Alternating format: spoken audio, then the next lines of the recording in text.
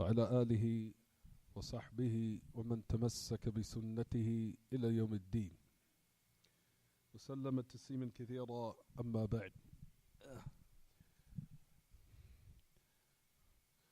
we continue 7:05 p.m. Wednesday, 16th of January 2019.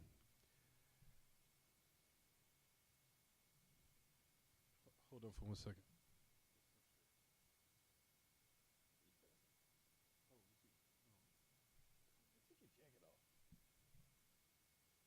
I don't care how you look under there. I don't care. Nobody looking at you.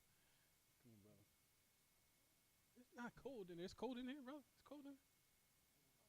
You probably need some iron in your blood or something. You eat some meat. I'm sorry. Anyway, so what we're saying in regards to, I'm sorry, meat puts iron in your bloodstream, make you feel hotter, warmer. Anyway, so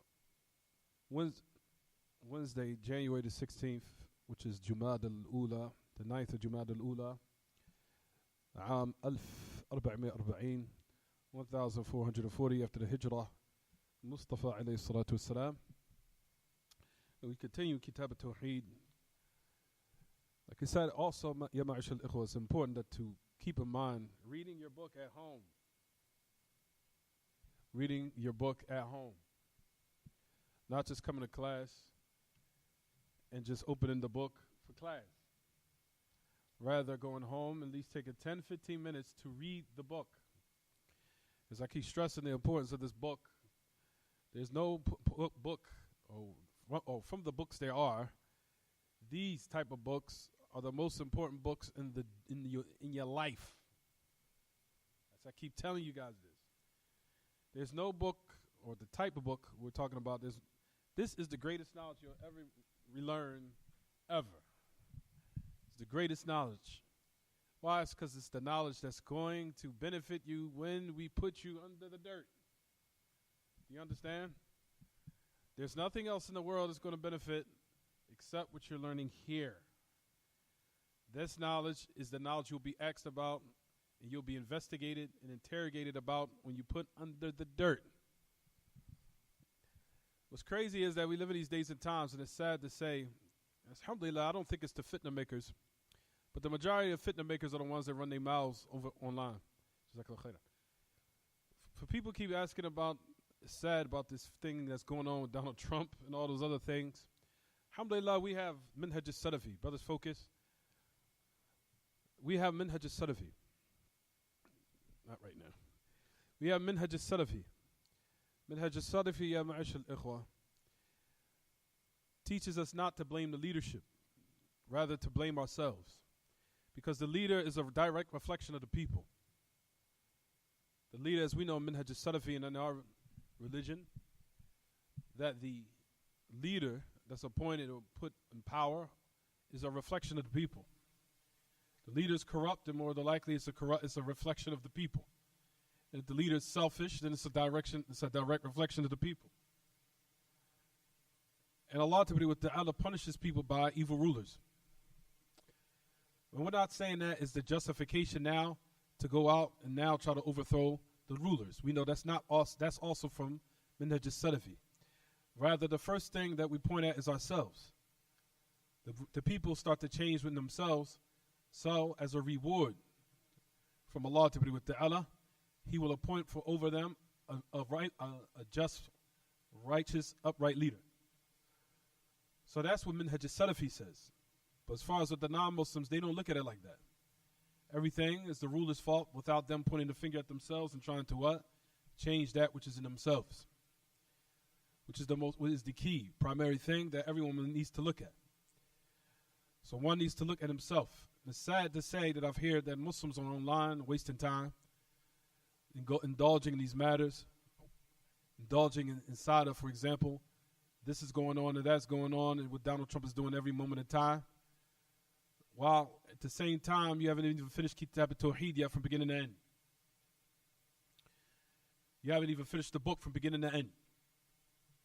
And you're wasting a lot of time running your mouth and indulging in affairs that's merely a waste of time. Talking about affairs that you have no knowledge of. For that reason, we constantly tell the people, if you want things to change, then you have to what? Rectify the affairs within yourself. And stop pointing the finger at the rulership or the leadership, as that is from Minhaj al-Salafi. If you want a punishment to be raised and taken away, then you need to change which is in yourself and make tawbah to Allah ta'ala. For one, needs to make tawbah to Allah, return back to the truth, and trying to make himself upright. That is where solving the problem starts at. Starts from there, yourself. Making sure that you're taking care and fulfilling the rights of your Lord, number one, then the rights of the people. Starting from your family. Starting with your father, or starting from your children, and starting from those who's your children who you're supposed to what? Give your rights to. And this will be a reason and a solution to the problem.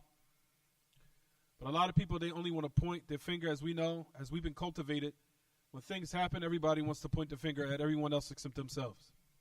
It's everyone else's fault except mine. Not realizing that these things happen to people due to a punishment that Allah sends down upon the people. It's a punishment. That's how the Muslim Salafi looks at it. He doesn't look at it from the aspect of pointing the finger to say that, okay, that individual is corrupt. But me as myself, what have I done as corruption to oppress people? To be as a reason of why Allah subhanahu wa ta'ala sends these people or utilizes these people as a punishment. To make the people reflect upon themselves so they can return back to what is correct. That is what Minhaj al-Salafi teaches us. It's not to blame the finger. What have you done? What have you done in your life? Are you coming up short in your prayers every day? Are you praying Fajr on time? Are you praying all your salawat on time? Are you neglecting your children? Are you raising your children? Are you constantly on social media running and rapping your mouth? When's the last time you finished a book from beginning to end? Learning the most important of affairs, which is what we're studying now. Ask yourself these questions. When's the last time you sat in a class? The only time a lot of these people run their mouths on social media is people that do not sit in the class and finish books. They busy themselves with qila wa qal, and they only run their mouths except during times of fitna. You only see their mouths and their traps running during times of fitna. That's it. So again, ya ma'ashal ikhwa, just to remind us as the Muslims, as the Salafis and Al-Hadith, that we need to make tawbah amongst ourselves and in ourselves to rectify our affairs. As we do not blame the rulers or the leaders. We blame ourselves. And we look at where we're coming up short in. Where are we coming up short in with Allah's rights first? Then, what have we done of oppressing people? That's what we have to look at also. What have I done of oppression of us individual? Whether it be whoever it is. Whether it be my wife, my children, or my friends. Or the Muslims from the common folk. Who have I oppressed? And then we think about it, then we need to start rectifying our affairs. And go to those people that we have oppressed and tried to rectify it before we meet Allah. And that will be a reason of why, inshallah, Allah subhanahu wa ta'ala will start changing the condition of the people in general. So that's my advice in this matter. Because I don't want to keep hearing about Donald Trump every time, because I keep hearing it. I don't want to hear it anymore. So I talk about it, we rectify it, we look for the solution, we talked about it, let's move on. We know the solution. The solution is we look at ourselves first. We don't point the finger. We look at ourselves and we need to rectify where we're coming up short and what we're falling into as a reason for why these things happen and why they take place.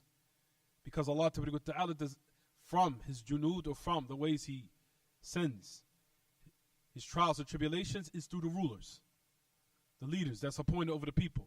And like we said, they are always a direct reflection of the people, of how selfish and how reckless and selfish they are.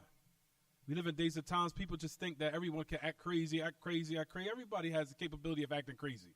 Who doesn't have an capability? I'm getting mad. You're going to take me there, and I'm just going to lose my mind, and I'm going to go crazy. Yeah, it's easy to act a fool. It's easy to act a fool. It's easy to act like a person with no sense. Anybody can do it. And everybody's capable of doing it. What's hard is to keep your composure and talk with somebody with some sense. That's hard. That's what we want to see the people do. To keep your composure and know how to speak and know how to articulate. And speak with some sense. To teach the people and raise them from out of the ignorance that they're in. That's what we need to start doing. Like we said, in these days of time, anybody can act crazy and act like an ape and act going. You just driving me, and you don't know the real me, who I am. Everybody's capable of acting like that. Like I said, the hard part is to act and conduct in a manner that's acceptable, speaking with some sense, and knowing how to keep your composure. Because the Prophet ﷺ said that. But the real man is the what? The one who's very stern, is the one who can keep his composure and controls anger when he gets angry and upset. That's a true man. What do we see? We see the opposite. So, yeah, ma'ashal ikhwa, you'll find in this book what we're discussing of why the great Imam, he says, Bab ma ja'a anna sababa kufri bani adama wa tarkihim dinahum wal ghulu fi as-salihin, as we talked about. If you look at your books, it says the chapter which comes in the reason for the disbelief of the children of Adam and them leaving off the proper religion is extremism in regards to the righteous. So we said, we started on a new hadith. We started on a new hadith of the Prophet ﷺ, where it says, إِيَّاكُمُ الْغُلُوُ فَإِنَّمَا أَهْلَكَ مَنْ كَانَ قَبْلَكُمْ الْغُلُوُ. But he said that I warn you of extremism. For verily who destroyed those from before you is extremism. We said, number one, that the meaning of what the statement of the Prophet ﷺ, if you look in your book, that he said, for verily what destroyed those before you is extremism. What type of destruction is this? Is it destruction in the religion, or destruction as far as in one's life or one's lives or people's lives? What is the meaning here? Or can it be intended both? What's intended? We say here both. But the type of destruction that's been mentioned here is what? Number one, destruction of religion. Al-halak ad-dini. Was destroyed people from before, and their religion was what? Extremism. Also what's intended is destruction as far as one's life.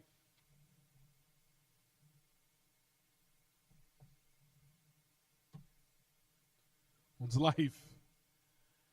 So one's life also was intended in this narration. So it's both. So what's intended, Camden? What's both?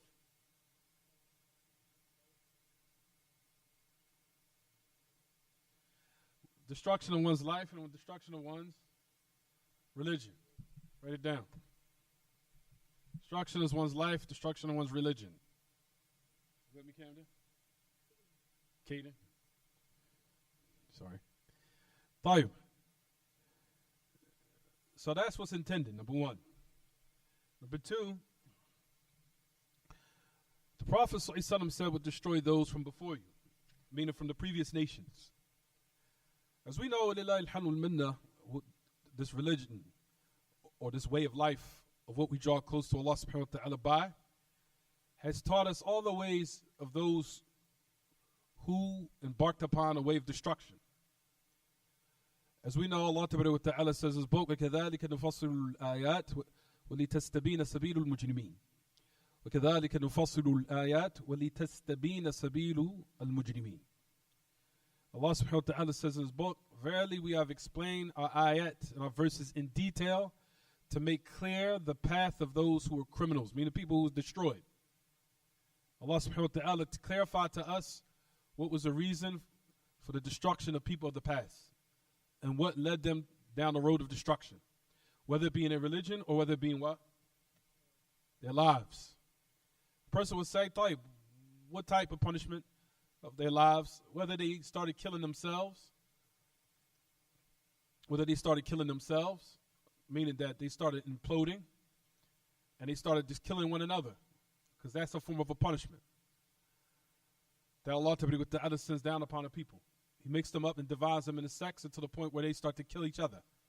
Allah Ta'ala says that in His book. He says, for example, هو القادر على أن يبعث عليكم عذابا من فوقكم ومن تحت أرجلكم أو يلبسكم شيعا ويذيق بعضكم بأس بعض. As Allah Ta'ala says in His book, He says that He is able to send a punishment from above you, from above you or from beneath you. Or He can make you into sects. It can make you taste the evil of one another.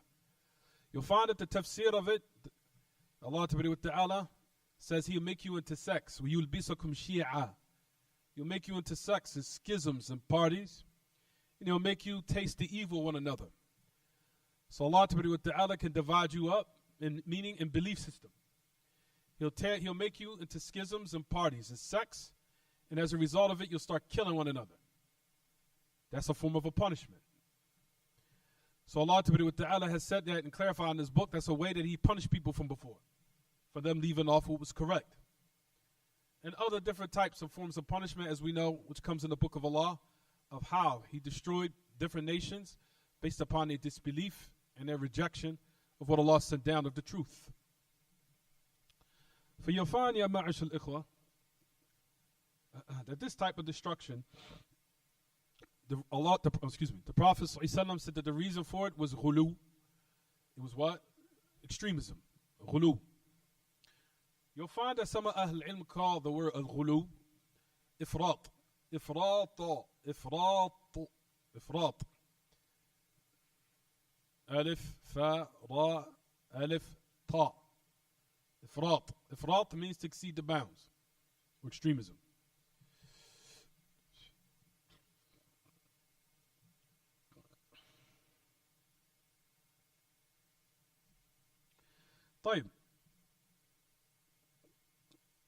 If affair was a reason for destruction of people, then that means it necessitates what, everyone? Then that affair is what? That affair is muharram. It's unlawful. That we should abstain from it. Right or wrong? If an affair became a reason for destruction of people, doesn't it mean now that it would be an affair that we need to stay away from?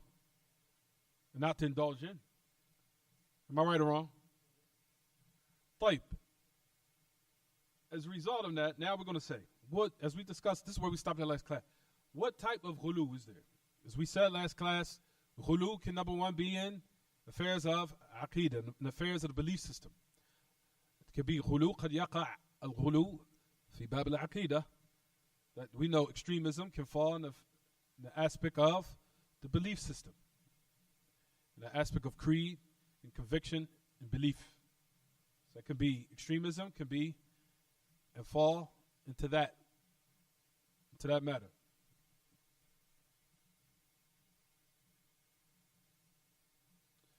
So ghulu can happen in the aspect of what? Belief.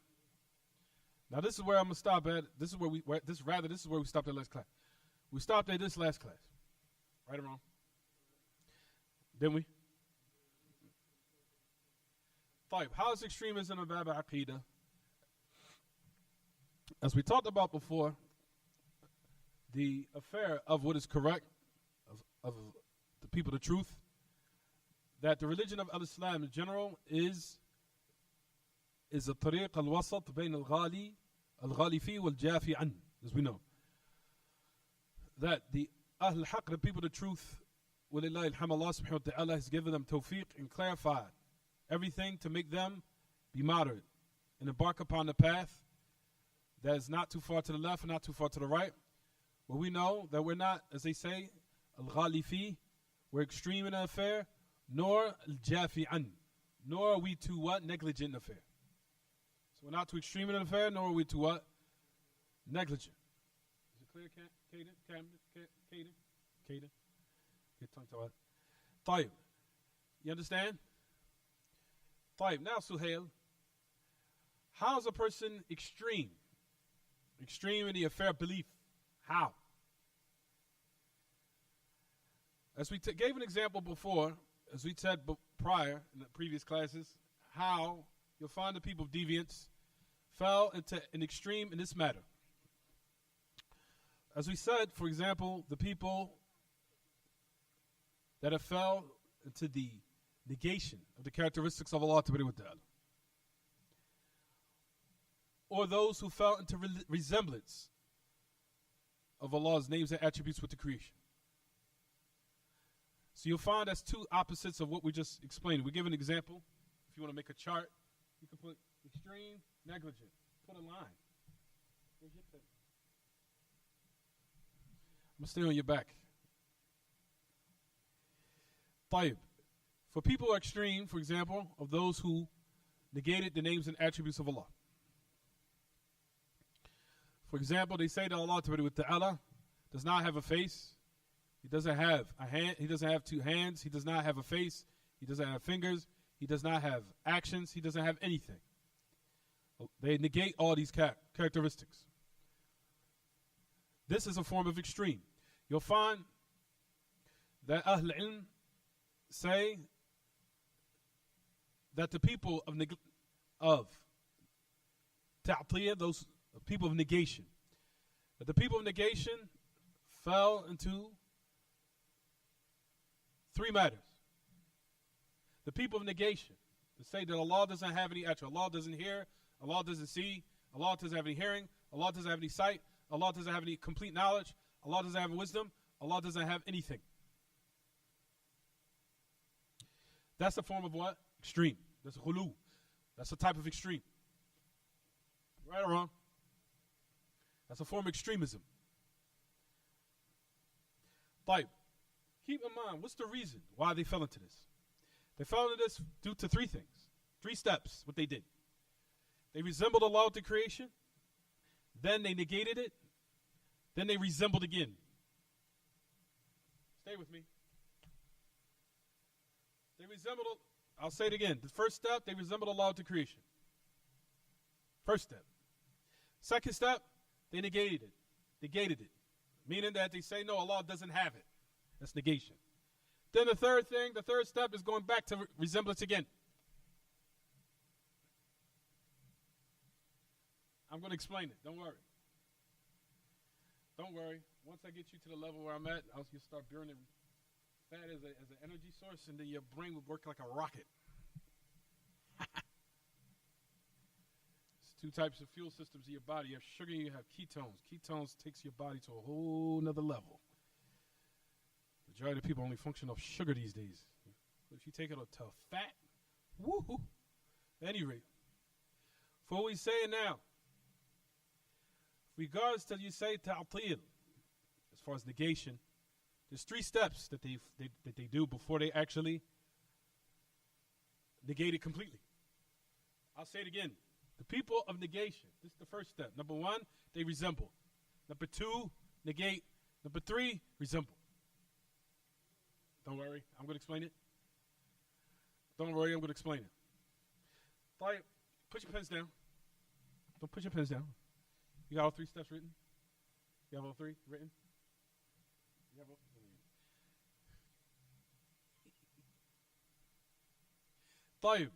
Don't worry, I'm messing with you today. Trust me, I know what I'm doing with these 2. Trust me. I know what I'm doing. The only thing you have to do is keep bringing them. I know exactly what I'm doing. All you have to do is bring them, make sure they come. That's it. I know what I'm doing. So, ask a person, why do you negate that Allah subhanahu wa ta'ala is above? For example, let's start with the head of all the characteristics they negate. That they do not negate unanimously, no matter what deviant sect it is, whether it be from Jahmiyyah, Mu'tazila, Sha'ira, Maturidiyya, you name it. They all agree on that Allah is not above. They are frank with you. They'll say Allah is not above the heavens. Ow. Why? Why? Because of the first step on your page. Resemblance. Because in their minds, they say we're trying to glorify Allah. We're glorifying Allah. We're raising Allah above what doesn't befit Him. So you say now Allah is not above. No, He's not above. Why? Because if you say Allah is above, that means that He's now has distances around Him that has confined Him to a certain place, and Allah Ta'ala is not confined in anywhere. That distances around Him will confine Him.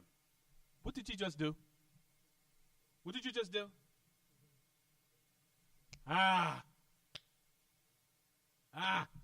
You resemble Allah to creation. Like, what did you do? Second step. So now Allah is not above. You negate it.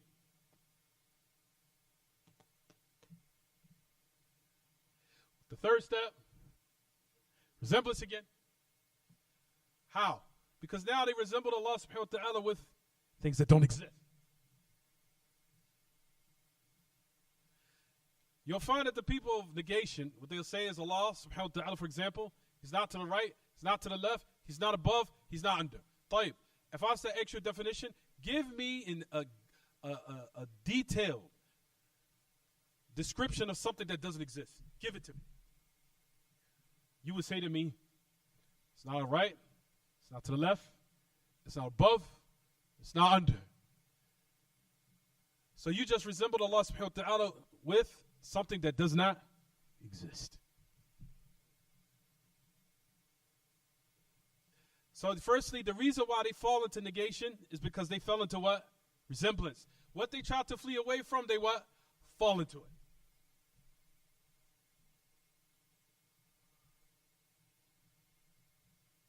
Hear me, Camden? Caden?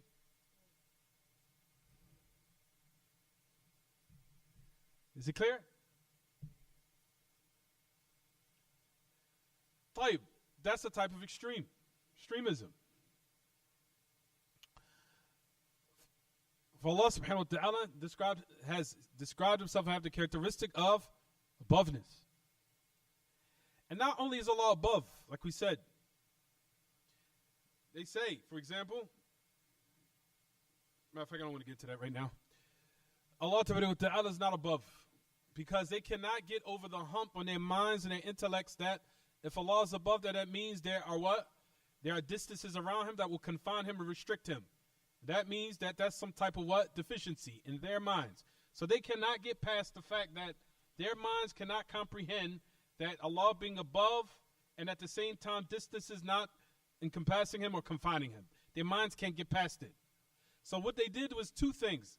They resembled Allah with the creation and they utilized their intellect, giving their intellect praise and precedence over what Allah described about himself. And on top of that, I remember I went overseas about maybe 4 years ago. And I asked Sheikh Ali Nasser Fiqhi myself when I met him in the office, in the Mujamma', the Quran, in the Mujamma'. You know, where the Quran is printed. I went to meet him because he's the one that heads the department. But at any rate, I went to Sheikh Ali Nasser Fiqhi, sat with him. He said a very, very, very, very good benefit. And this is the reason why it's good to seek knowledge and listen to Ahl Ilm, because they'll give you a benefit just for sitting at them for 10 minutes. He said something very, very beneficial. He said to me, even from the aspect of the intellect, this type of claim is rejected because Allah is bigger than everything. Allah is bigger than everything. Everything.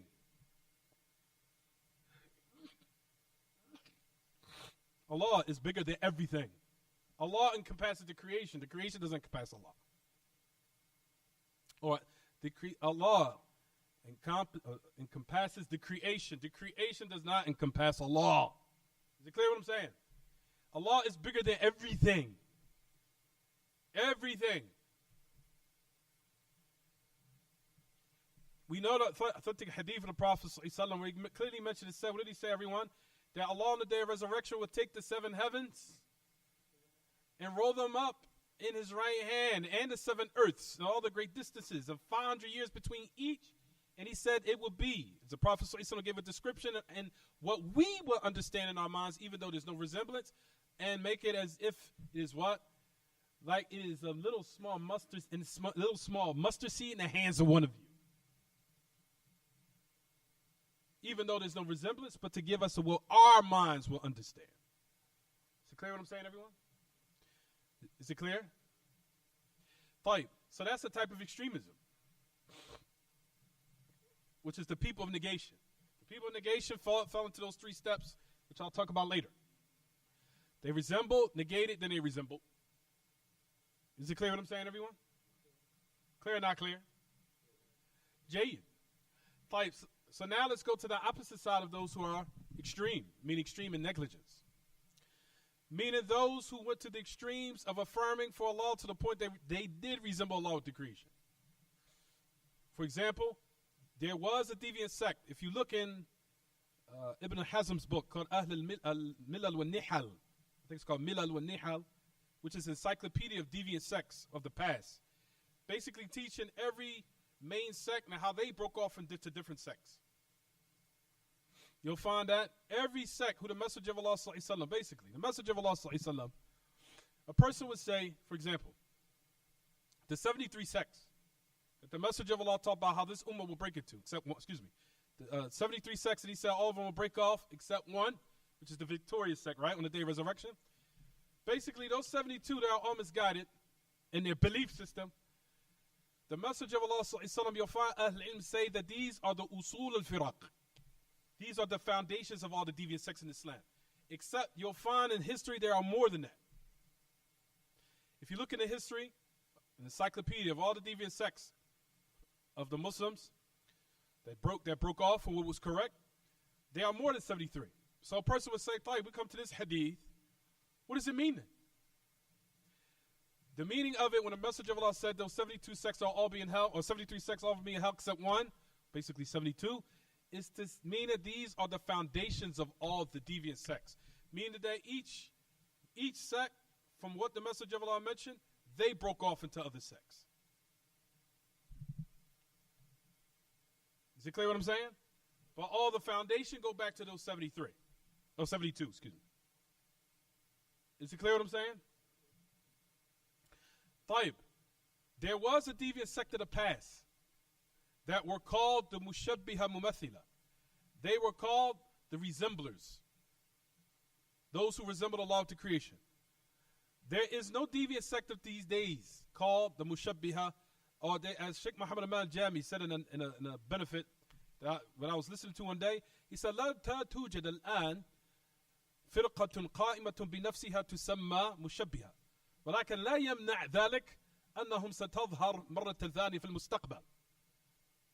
He said, for example, there's no deviant sect that stands out by itself now that's called mushabbiha, that are resemblers, that they call themselves the resemblers. You understand? Even though their ideologies are applied with the other deviant sects. Is it clear what I'm saying? I'll say it one more time. There's no deviant sect named and called mushabbiha mumathila.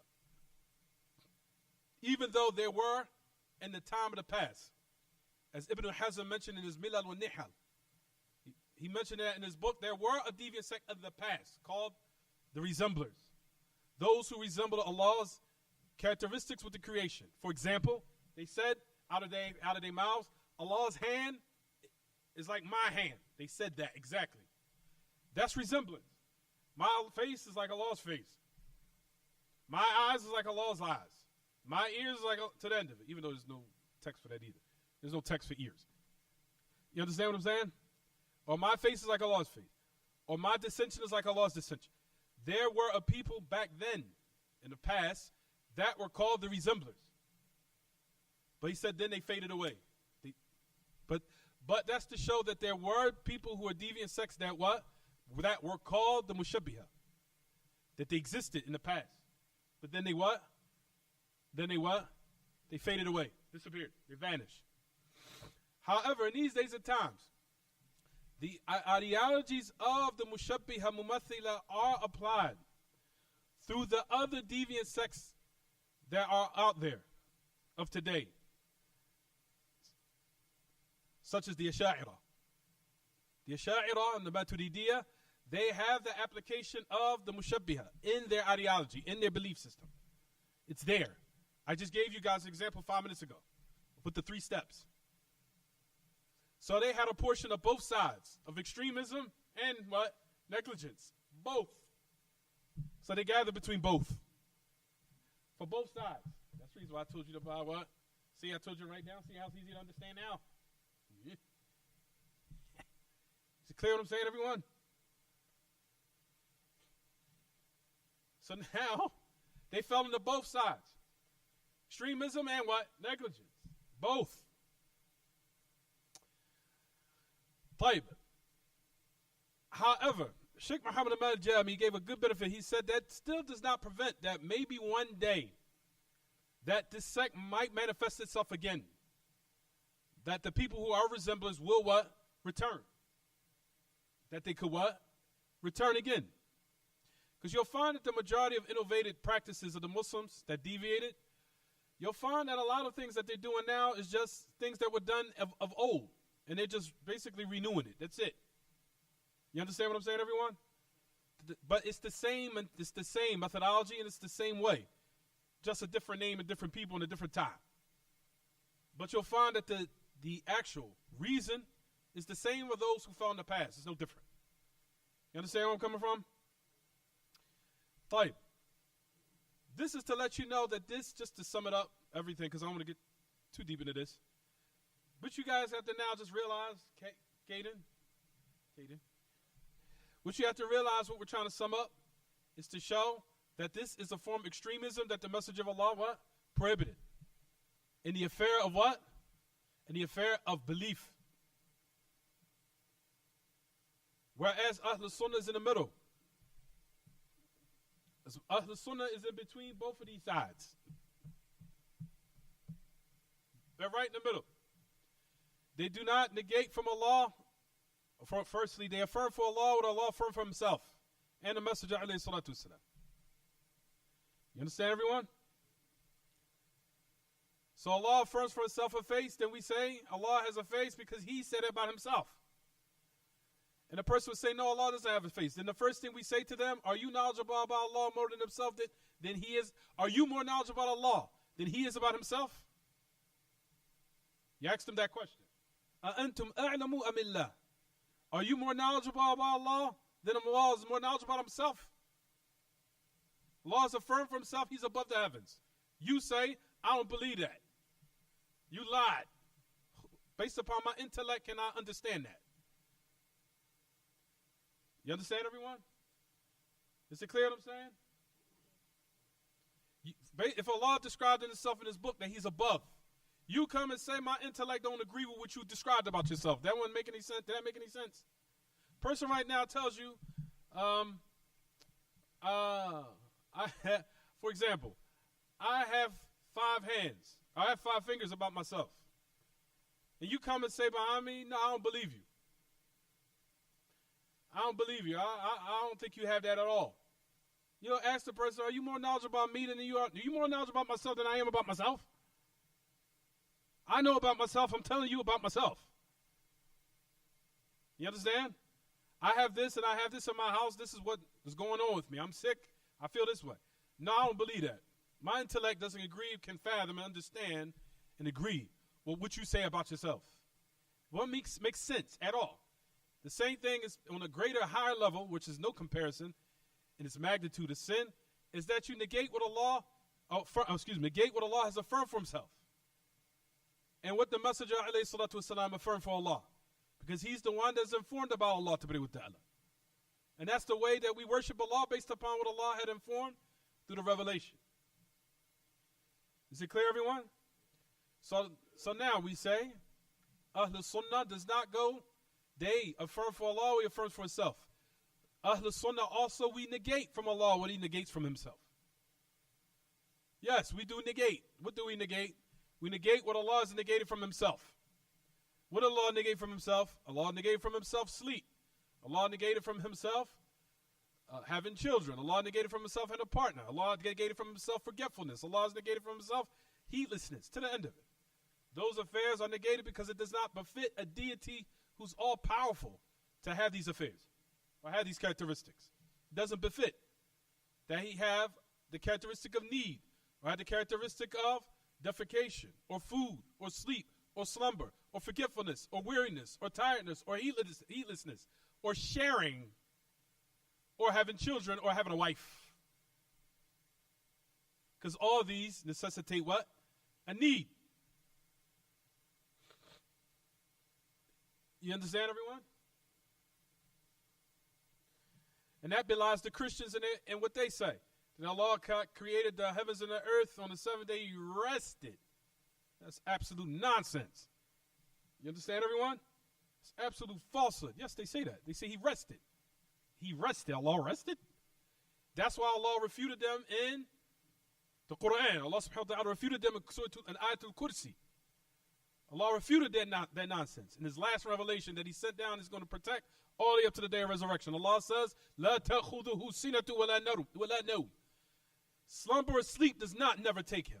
Allah subhanahu wa ta'ala also said as well, He said, وَمَا خَلَقْنَا السَّمَاءَ وَالْأَرْضَ وَمَا بَيْنَهُمَا بَاطِلًا. No, that's another one ayah. Excuse me. Alhamdulillah, I just remembered that. He says, وَمَا مَسَّنَا مِن لُغُوبٍ. That we say, وَلَقَدْ خَلَقْنَا السَّمَاوَاتِ وَالْأَرْضَ وَمَا بَيْنَهُمَا فِي سِتَّةِ أَيَّامٍ وَمَا مَسَّنَا مِن لُغُوبٍ. We created the seven heavens. We created the seven heavens. We created the heavens and the earth and everything between it, and nothing of tiredness or weariness touched us. Allah said that down in the final revelation. We created the heavens and the earth and everything that's in it in 6 days. And Allah put 6 days. And nothing touched us of weariness or tiredness.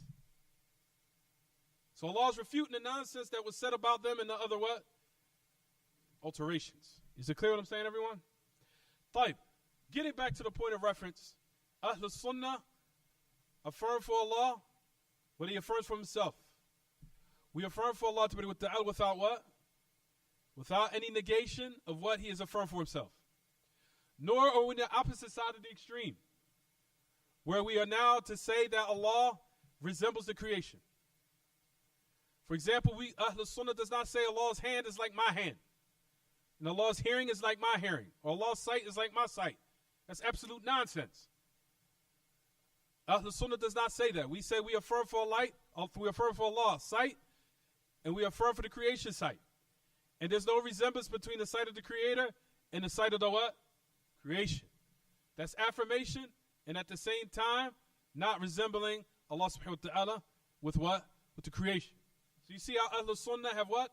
Embarked upon the middle course in their affairs, especially in their belief system. It's important to know. I'm telling you guys something very important. They are right exactly in the middle. Not too far to the left, not too far to the right. Those are the people who will be victorious in this world and in the hereafter. Is it clear what I'm saying? Because we're afraid that those who negate these attributes from Allah, that who will come on the day of resurrection, they will never be deprived the privilege of seeing His Lord. Because you resembled Allah with things that don't exist. Is it clear what I'm saying, everyone? Because you'll find that some of them say, as we know, that Allah will not be seen, ever. You'll find that Ibn al-Qayyim said in his book called Hadi al-Arwah ila Bilad al-Afrah, that he said we are afraid for these deviant sects that have negated that Allah will be seen in the hereafter, they will be deprived of seeing Allah on the day of resurrection.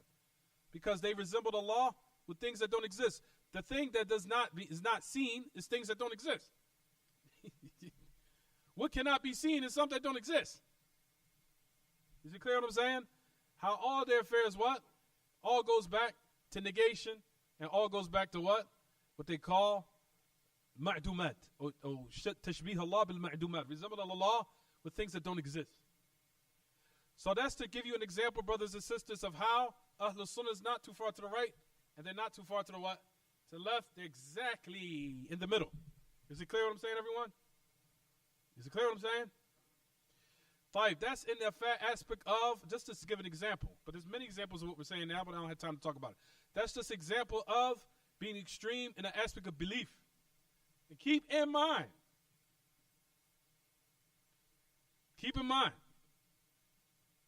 the other side, those who are negligent as far as resemblers are the people of the polytheists. People think that resemblance only falls in the affair of al-asma wa sifat. That's incorrect. I want you guys to realize this. That polytheism and paganism and idolatry is a form of resemblance. Yes, it is. Write that down. It's very important. Paganism, idolatry,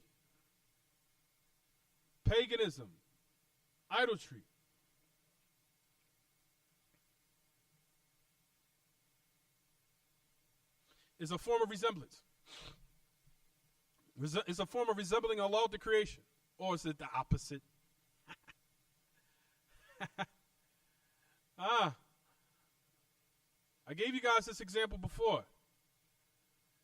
Is there a difference between my statement? If I said to you guys right now, I said this to you guys before, you must have forgot, some of you. Resembling Allah with the creation and resemble the creation with Allah. Is there a difference? It is a difference. Like, what do the polytheists do? Do they resemble Allah with the creation, or do they resemble the creation with Allah? Or is it the same?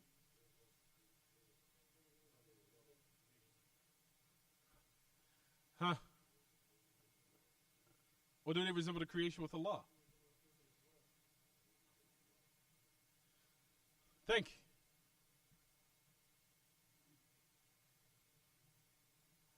They resemble the creation with Allah. It's polytheism. You resemble the creation with Allah is polytheism and paganism and idolatry.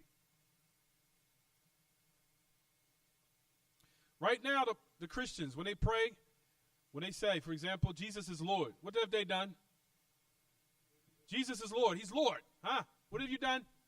You resemble the creation with the Creator. Huh? When you worship Buddha, huh? What have you done? You resemble the creation, huh? When you worship the sun, you resemble creation with Allah. Jade. When you worship the angels, you resemble the creation, huh? When you make sujood to a tree or a rock, when you worship shaitan, which there are people out there that do it, huh?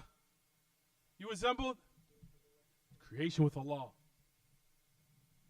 So paganism and idolatry is a form of resemblance.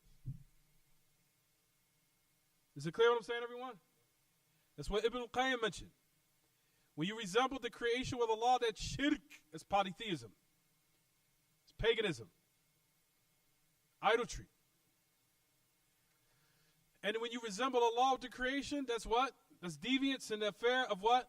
Names and the attributes of Allah. He said that. The second type of resemblance is resembling Allah with the creation, which is deviation in what we're just talking about, in the names and the attributes of Allah. For example, you say, Allah's face is like my face.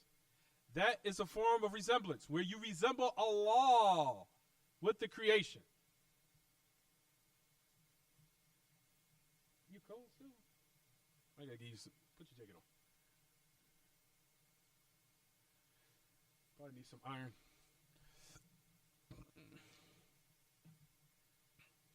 Don't worry. All you have to do is just keep bringing them to class. That's all you have to do. Once you bring them to class, everything will fall into place. Is it clear what I'm saying, everyone? So that you guys realize that polytheism generally is what? Is a form of what? Resemblance. If you understand that method, then you'll avoid polytheism. You will avoid polytheism in all of its aspects, inshallah. If you can understand at one point that polytheism and paganism and idolatry is a form of resemblance. You resemble the creation with the Creator. When you scrunch up at the church, oh, thank you, Jesus, thank you, Lord Jesus. What have you done? You resemble what? The creation with Allah. When you now bow to Buddha, huh? You resemble creation with Allah.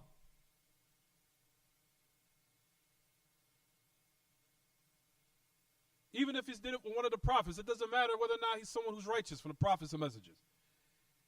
You worship the Prophet, alayhi salatu wasalam, huh? What did you do? You resemble the creation with the Creator. Is it clear? Clear, Camden? We'll stop here. Oh, I think I got time. Is there still time on the clock left, Amir? I ain't hear it ring yet. He said it is? He said it's time? Oh, I have to stop there.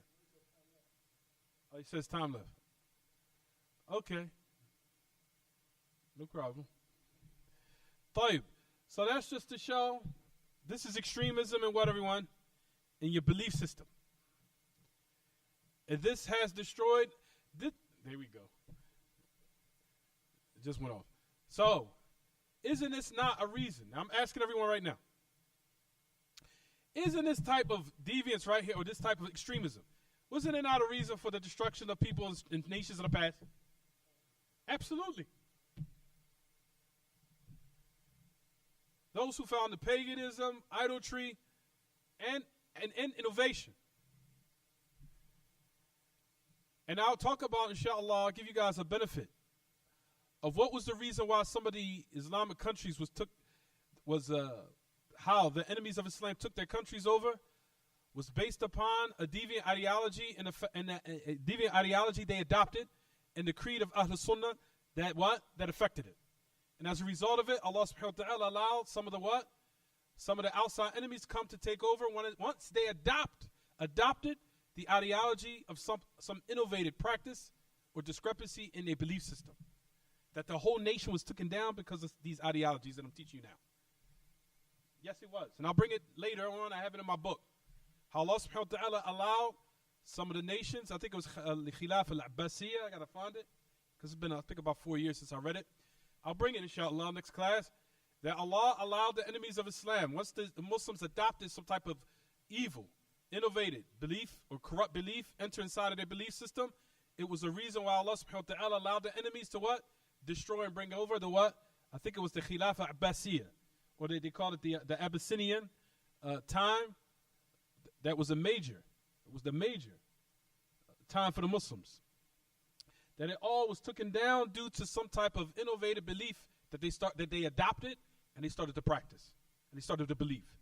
And Allah allowed the enemies of Islam to come over and eradicate and decimate their whole land. This is to let you know how severe these type of beliefs and ideologies are.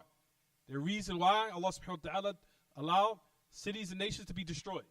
And that's exactly direct correlation to what we're talking about right now. You understand, everyone? I'll bring it later. Don't worry. Matter of fact,